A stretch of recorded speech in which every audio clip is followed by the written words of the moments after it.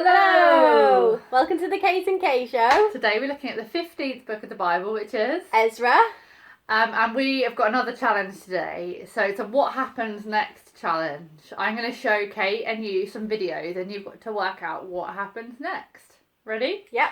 Right, here's clip number 1. Box.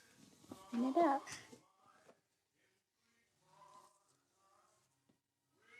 So what happens next? A, the boy throws the ball. B, the boy tries to eat the ball. Or C, a dog comes and pushes the boy over. I think C. A dog comes and pushes the boy over. Okay, you ready? Yep. Ooh. Got that one on video. Got that one on video. Awkward. Okay, number 2.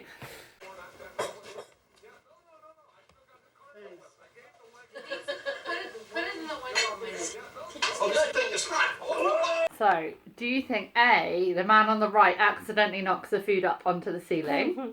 B, the man carrying the food throws it out the window? Or C, the table catches fire? The man carrying the food throws it out of the window. B. Okay, let's see what happens.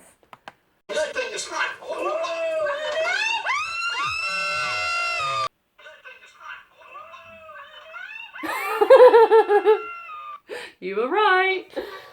Number 3. This is my new floater by Sherry, and I'm going to show you how it works. First, you put it on here. Then you press the watch it button. That's that. And then it'll fly up in just a second. Do you think A, the Flutterby fairy flies into the fire? B, the Flutterby fairy gets stuck in the girl's hair? Or C, a dog comes and eats the Flutterby fairy? I think A. The Flutterby fairy flies into the fire. Okay, let's see what happens.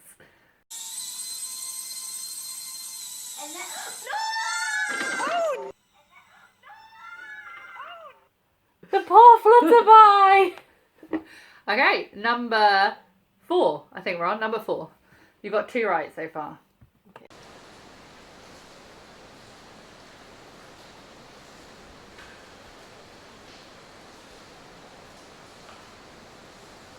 Okay, do you think A, the big panda falls over? B, a zookeeper falls into the enclosure? Or C, the baby panda sneezes?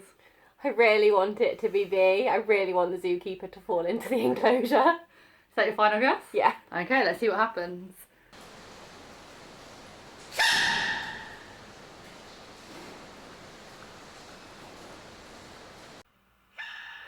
Oh! Can we watch it again? That's almost as bad as when you sneeze. That's cute. Okay, number 5.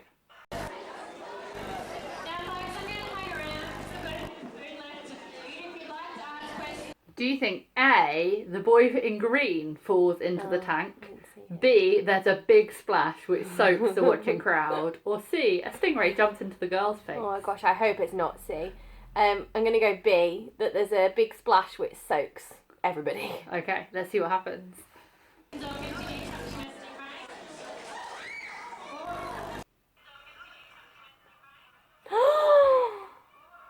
Oh! She was okay though, so it's okay.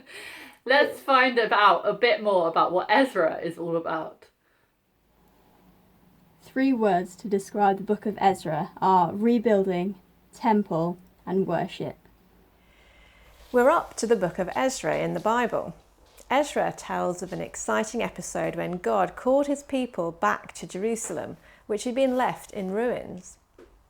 God prompted King Cyrus to announce that God's people, the Israelites, could return to Jerusalem, and he also gave permission for the temple to God to be rebuilt.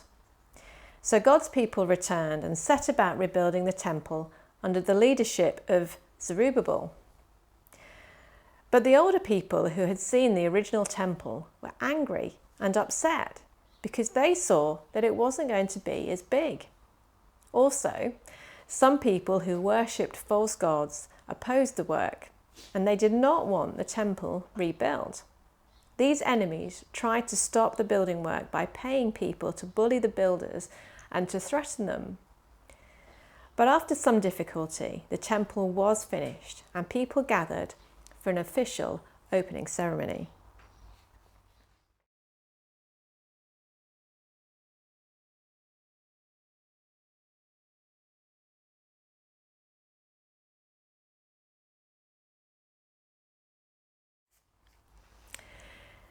Meanwhile, Ezra was a priest and a teacher of God's ways, and he was given permission to return to Jerusalem to teach God's laws.